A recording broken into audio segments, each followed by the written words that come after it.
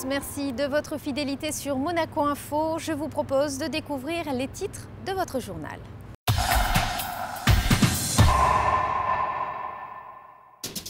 Nous ouvrirons cette édition avec la visite du souverain à Tautavel dans les Pyrénées-Orientales. Nous irons en direction du stade nautique Régnier 3 pour y découvrir de nouveaux aménagements. Et enfin, coup de projecteur sur les nouvelles animations du musée océanographique de Monaco. Comme je vous le disais dans les titres, ce mardi, le souverain s'est rendu à Tautavel dans les Pyrénées-Orientales. Il a pris part aux célébrations du cinquantenaire du début des fouilles sur le site préhistorique de la Cône d'Arago. Le récit de Patricia Navarro.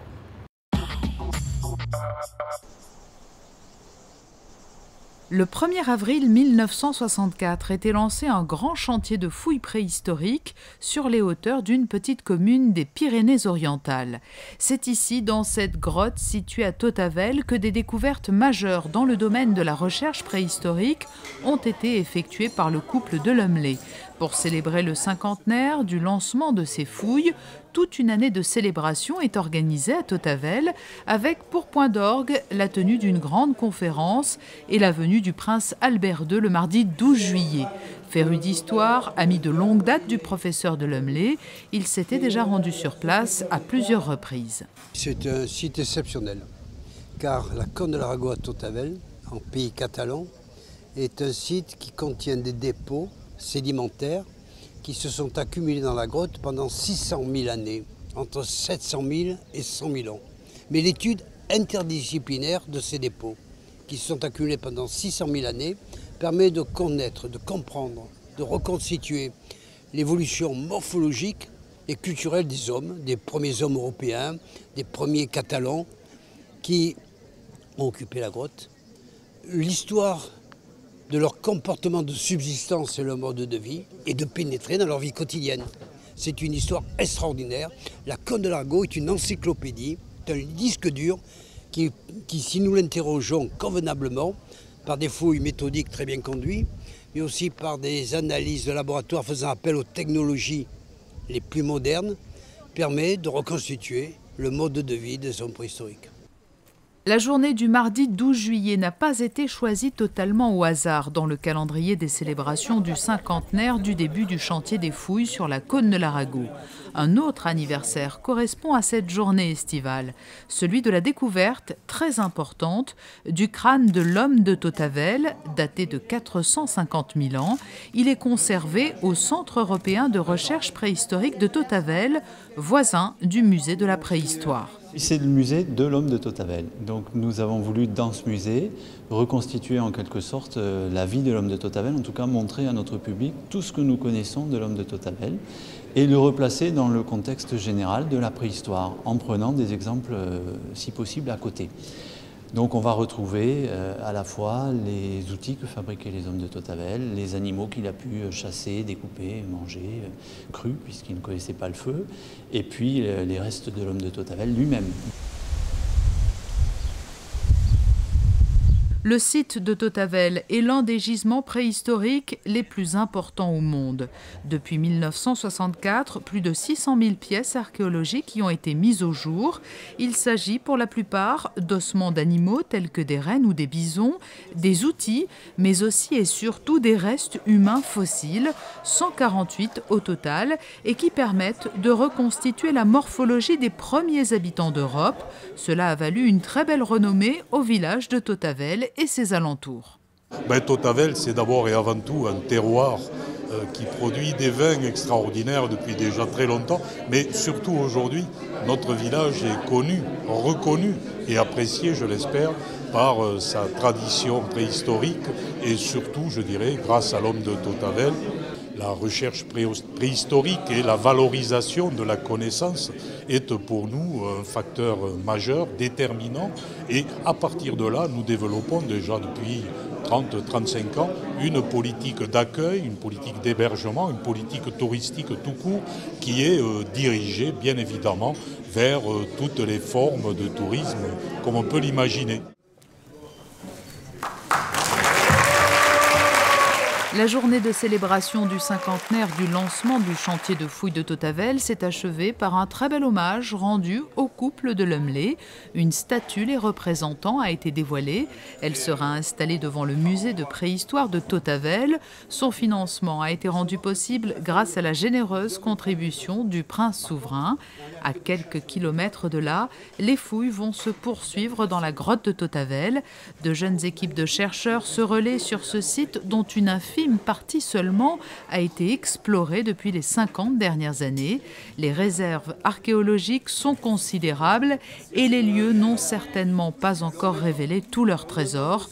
Des témoignages qui permettront de parachever la connaissance que l'on peut avoir de la longue et lente marche de l'humanité et ses origines. Direction à présent le stade nautique Régnier 3. Depuis le début de la saison estivale, le personnel de cette piscine en plein air peut accueillir des personnes à mobilité réduite en toute sécurité.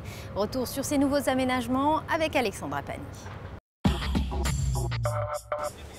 Le stade nautique Régnier 3 a profité de la trêve hivernale afin d'effectuer des travaux importants de rénovation et notamment d'accessibilité. 80 000 personnes ont pu profiter des infrastructures en 2013. Il est désormais possible pour les personnes à mobilité réduite de bénéficier pleinement de cette piscine en plein air en toute indépendance. Tout est organisé pour que, comme tout le monde, de 7 à 77 ans, voire plus jeunes, voire plus âgés, on puisse venir profiter du stade nautique. Donc cette démarche, ça a été bien sûr des travaux, des aménagements. On a été aidés en cela par le gouvernement. Et aujourd'hui, de l'entrée jusqu'à la mise à l'eau et retour, tout est organisé pour que nos amis en fauteuil ou qui ont des difficultés à se déplacer puissent profiter de ce magnifique endroit. Les travaux ont duré environ 2 mois afin de remettre aux normes actuelles ce bâtiment âgé de plus de 50 ans.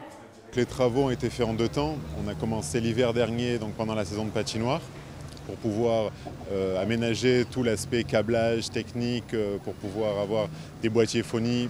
Donc quand les personnes à mobilité réduite arrivent, elles peuvent venir en toute autonomie.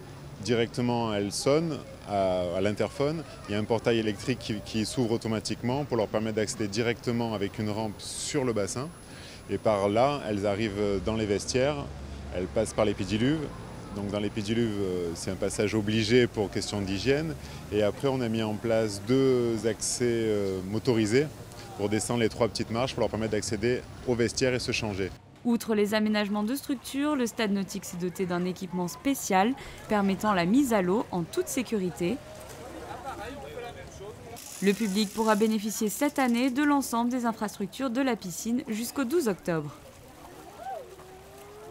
Le musée océanographique de Monaco prend ses quartiers d'été. De nombreuses nouvelles animations ont pris place au Temple des Océans.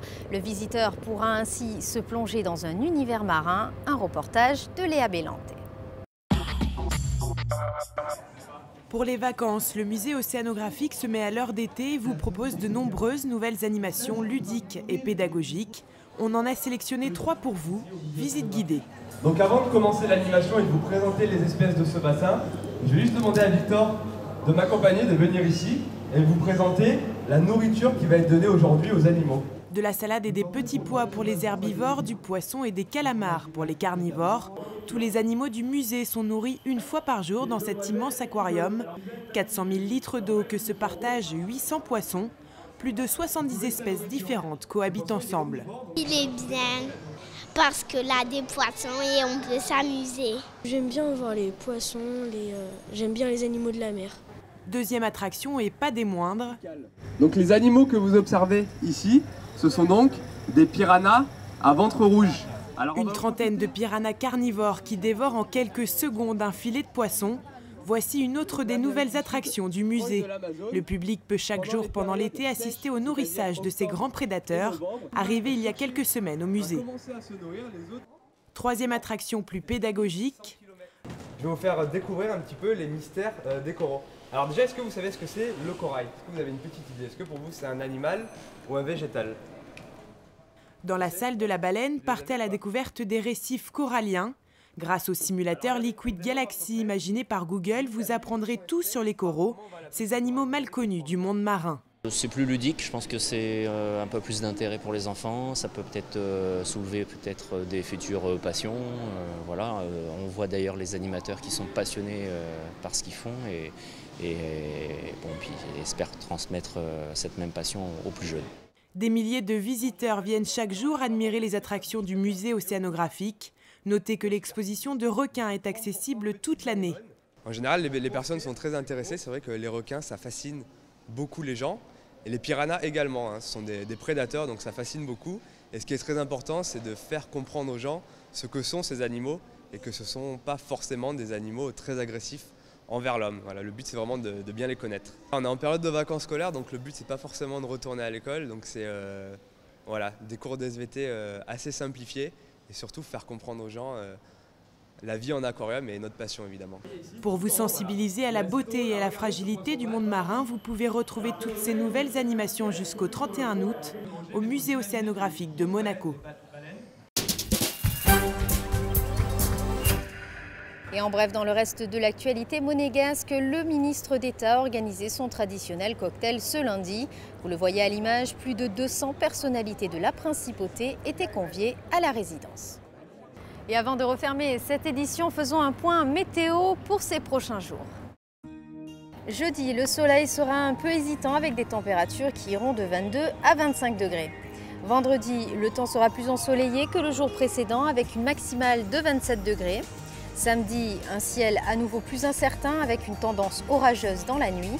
Et enfin dimanche, un ciel assez bleu avec des températures qui oscilleront de 22 à 26 degrés. C'est la fin de cette édition, merci de l'avoir suivi. À présent, retrouvez Sandrine Nègre qui vous propose toutes les sorties estivales en principauté. À très bientôt sur Monaco Info.